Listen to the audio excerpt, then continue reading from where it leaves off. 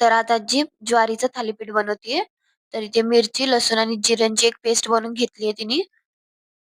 ज्वारीचं पीठ घेतलंय, त्यात थोडंसं बेसन पीठ घातलंय. आता ती पेस्ट घातलीये. मीठ चवीनुसार घाला. हळद आणि ओवा. आता या सर्वांचं छान पीठ मळून घेतलंय.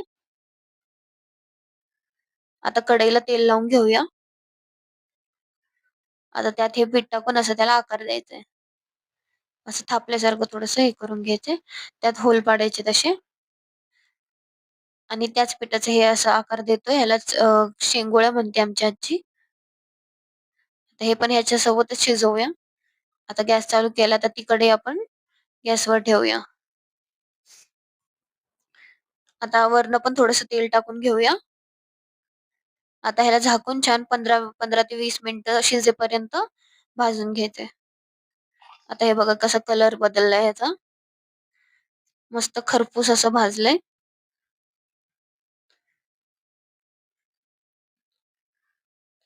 मस्त हे क्रिस्पी छान चवदार एकदम खमंग असं हे आहे थालीपीठ. तुम्ही नक्की करून बघा.